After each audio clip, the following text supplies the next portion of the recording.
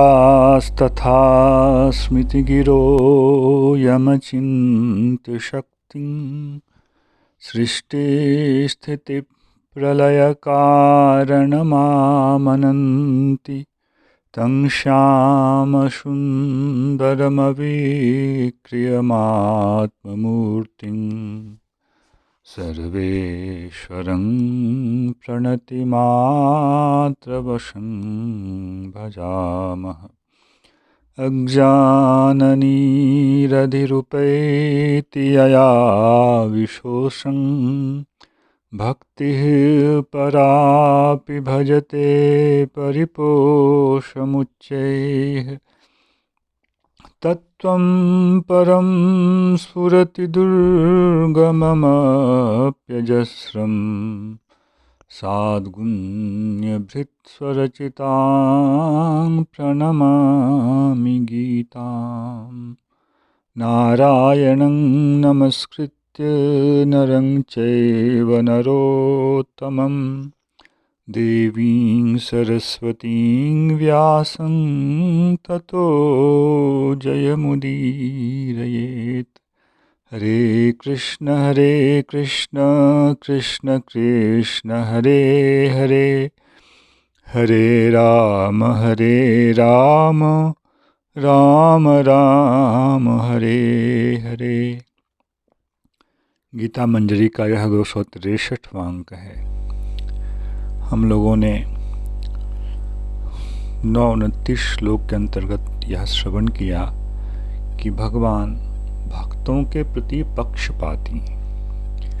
अन्य सबके लिए भगवान सम है, कोई भगवान के लिए प्रिय नहीं, ना ही कोई भगवान के लिए द्वेष्य है, द्वेष का विषय है। किंतु जो भगवान का एकांतिक होकर भजन करते हैं, अनन्य होकर भजन करते हैं, उसके पक्ष में भगवान ने कहा ये भजन्ति तुमांग भक्त्या मयि ते तेषु चाप्यहम्, मैं उनमें हूँ और वे मुझ में हैं।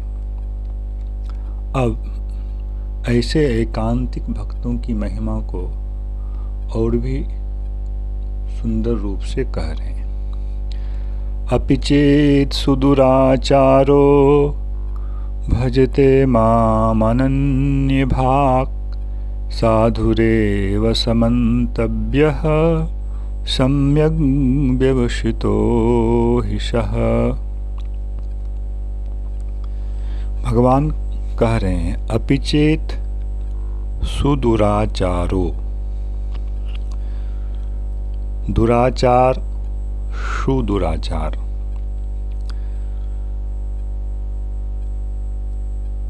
अपि चेत संभावना में, अथवा सामान्य दृष्टि से अपि का प्रयोग कभी गरहा निंदा के अर्थ में भी होता है। अपि चेत सुदुराचारो भजते माम अनन्य भाग, माम अनन्य भाग सन भजते, अनन्य भाग यह महत्वपूर्ण पद है। इसमें अनन्य होकर मेरा भजन करता है, अर्थात मुझसे अतिरिक्त कहीं प्रपत्ति नहीं करता है, शरणागति नहीं करता है। पीछे ये पन्य देवता भक्ता इत्यादि जो भगवान ने कहा है उसी का प्रतियोगी यह विषय है। अन्य देवता का भजन करने वाले जो लोग हैं वे भी भगवान का भजन करते हैं, किंतु उनका यजन जो है वह अविधि पूर्वक है, भगवान ने ऐसा कहा है। इसके विपरीत उसके प्रतियोगी के रूप में यहाँ अन्य देवताओं की शरण ना लेकर सीधे भगवान की शरण में आकर उनका भजन करने वाला। अपि चेत् सुदुराचारो भजते माम अनन्य भाग, ऐसा व्यक्ति सुदुराचार भी हो तब भी साधुरेव स मंतव्यः, मेरा मत यह है कि उसे सह साधु एव मंतव्य, एवकार भगवान ने कहा, साधु ही मानना चाहिए। मानना चाहिए यह विधि है। यदि कोई ऐसा नहीं मानता है तो उसे एक दोष लगेगा, क्योंकि उसने मेरी आज्ञा का उल्लंघन किया कि सुदुराचार व्यक्ति मेरा जो अनन्य होकर भजन करता है उसको उसने साधु नहीं माना। यह महिमा किसकी हो रही है?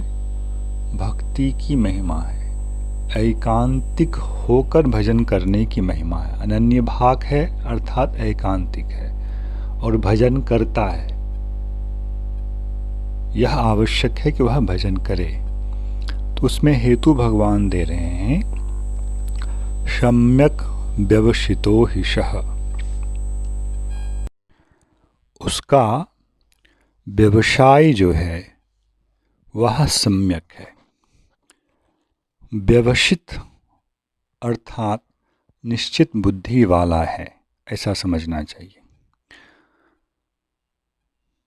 व्यवसाय का अर्थ लौकिक व्यवहार में हम लोग बोलते हैं कर्म करना, बिजनेस करना, किंतु संस्कृत में व्यवसाय शब्द का अर्थ होता है निश्चय, और व्यवसित का मतलब है निश्चित बुद्धि, निश्चित की हुई बुद्धि। सम्यक व्यवसितो हि सः, वह उत्तम प्रकार से निश्चय करने वाला है। क्या निश्चय करने वाला है? कि भगवान का भजन करने से हमें सब कुछ प्राप्त हो जाएगा, इसलिए मुझे किसी अन्य देवी देवताओं की शरणागति नहीं करनी है, क्योंकि अन्य देवी देवताओं का भजन करना वह भगवत प्रपत्ति का उल्लंघन करना होता है और वह अविधि पूर्वक उपासना है भगवान की। 9वें अध्याय के 22वें और 23वें श्लोक में अनन्यास चिंतयन्तो माम, ऐसा भगवान ने कहा है। और उसके आगे ये अन्य देवता भक्ता जजन्ते श्रद्धयान्विता, उसी के प्रतियोगी के रूप में यह श्लोक है। इसलिए अनन्य भाग यहाँ महत्वपूर्ण है। अनन्य भाग अर्थात अनन्यास चिंतयन्तो माम। अब यहाँ सुदुराचार शब्द को ग्रहण किया जाए, इसको लेकर थोड़ा सा विवाद भी होता है कि इसका अर्थ क्या होगा। दुराचार कभी भी, सुदुराचार का मतलब होता है शोभनः दुराचारः।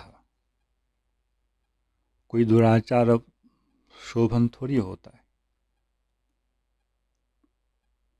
कोई मर्यादा का लंघन, उसको शोभन कैसे कहा जा सकता है? इसलिए सुदुराचार का अर्थ यहाँ मुख्य रूप से जो है वह गीता के 7वें अध्याय में वर्णित जो विषय रहा है, चतुर्विधा भजन्ते माम जनाः सुकृतिनोऽर्जुन आर्तो जिज्ञासुरर्थार्थी ज्ञानी च भरतर्षभ, इससे संबंधित है। उसमें ज्ञानी को भगवान ने वहाँ श्रेष्ठ माना। उदारा सर्वे वेते ज्ञानी तो आत्मैव मे मतम, और प्रियो ही ज्ञानिनोत्यर्थम अहम सच मम प्रिय, भगवान ने ऐसा कहा। और यही 29वें श्लोक में पीछे भगवान ये भजन्त तो मांग भक्त्या मयिते तेषु चाप्यहम, ऐसा कहा है। अतः शोभन दुराचार जो है इसका अर्थ यह है कि आर्त होकर के भी, जिज्ञासु होकर के भी, अर्थार्थी होकर के भी जो मेरा अनन्य रूप से भजन करता है उसे साधु ही मानना चाहिए। इसीलिए भागवत में कहा गया है, अकामः सर्वकामो वा मोक्ष काम उदारधीः तीव्रेन भक्ति योगेन यजेत पुरुषं परम। कोई निष्काम हो कोई मोक्ष काम हो, अकामः सर्वकामः, कोई सभी कामना वाला हो, मोक्ष कामना वाला भी हो, तो उसे भगवान का ही भजन कर तीव्रेन भक्ति योगेन यजेत पुरुषम परम, ऐसा कहा गया है। अतः सुदुराचार का अर्थ यहाँ है जो सर्व कामना वाले हैं। भगवान की सेवा के लिए ही वह भगवान का भजन नहीं कर रहा है, अपितु अपनी किसी कामना के कारण भगवान का भजन कर रहा है। तो भगवान कहते हैं यह उत्तम आचार तो नहीं है, तथापि इसमें एक सुंदरता है। सुदुराचार सुंदरः दुराचार, यही इसका अर्थ ठीक प्रकार से संगत होता है। तभी उसके द्वारा भजन हो रहा है, यह समझने की बात है कि उस स्थिति में भी उसका भजन हो रहा है। सकाम होकर के भी लोग भगवान का अनन्य प्रकार से भजन कर लेते हैं, मन अभिनिविष्ट हो जाता है। इसके समानांतर कुछ लोग ऐसी भी व्याख्या करते हैं कि कभी किसी पूर्व दोष के कारण यदि जीवन में कोई दुराचार घटित भी हो जाता है, किंतु वह व्यक्ति अनन्य होकर मेरा भजन करता रहता है, तो उसके पक्ष में भी इस सिद्धांत को घटित करना चाहिए कि वह साधु ही है। दूसरे पक्ष में जो स्मार्थ मत को मानने वाले, अन्य देवी देवताओं की उपासना करने वाले लोग हैं, बड़े सदाचारी हैं, वे समझेंगे कि देखो यह दुराचारी है, इसलिए इसको साधु नहीं मानना चाहिए। भगवान कहते हैं नहीं, ऐसा नहीं करना चाहिए, क्योंकि उसका व्यवसाय जो है, दृढ़ संकल्प जो है, जो निश्चय है, वह बहुत उत्तम है कि इस स्थिति में भी वह अनन्य ही है और मेरा भजन ही कर रहा है। वह क्वचित के विषय में है, इसको इस रूप में नहीं लेना चाहिए। कोई जानबूझकर दुराचार करता है, भजन उससे बनता नहीं है, बाह्य वेश लेकर रहता है, तो उसके लिए भी भगवान ने इस श्लोक को घटित कराया है, ऐसा नहीं समझना चाहिए। व्यवसितः का अर्थ समझने के लिए हम लोग पुनः दूसरे अध्याय में चलें तो भगवान ने श्लोक संख्या 241 में कहा था, व्यवसायात्मिका बुद्धि एकेह कुरु नंदन बहुशाखा अनंताश्च बुद्धयो व्यवसायिनाम। यह अनन्यता जो यहाँ कही गई है, अनन्य भाग, वही है सम्यक व्यवसित होना। भगवान का ही मुझे भजन करना है। इससे पुनः संबंधित करें श्लोक संख्या 240-41 में, जहाँ व्यवसायात्मिका बुद्धि कही गई है, तो 240 का प्रकरण जो है, नेहा विक्रमनाशोस्ति प्रत्यवायो न विद्यते स्वल्पमप्यश्च धर्मस्य त्रायते महतो भयात। यह श्लोक इसी राजविद्या के लिए कहा गया है। अब जो भगवान ने कहा साधुरेव ही मंतव्य सम्यक व्यवसितो ही सह, वहाँ यदि कोई इस प्रकार का तर्क करे कि नहीं कैसे मान लेंगे, तो भगवान उसका हेतु दे रहे हैं। क्षिप्रम भवति धर्मात्मा सस्वच्छांतिम निगच्छति कौन्तेय प्रतिजानी ही न मे भक्तः प्रणश्यति। भगवान कह रहे हैं अभी उससे कुछ दुराचार बन रहा है, सकाम होकर के मेरी भक्ति कर रहा है, वह भी बहुत उत्तम आचार तो नहीं है, और किसी दोषवश तात्कालिक रूप से उससे कुछ दुराचार बन रहा है, तो बोल रहे हैं उसके लिए कोई चिंता नहीं करनी चाहिए, क्योंकि वह मेरा अनन्य भाग होकर भजन कर रहा है। यह महत्वपूर्ण है। भजन नहीं कर रहा है, दुराचारी है, तब तो यह श्लोक घटित नहीं होगा। दुराचारी किंचित अंश में है, किंतु भजन अनन्य होकर कर रहा है, उसके पक्ष में ही भगवान ने इस श्लोक को घटित कराया है कि क्षिप्रम भवति धर्मात्मा, वह शीघ्र ही दुराचारी ना रहकर धर्मात्मा हो जाएगा और शाश्वत शांति में निगच्छति।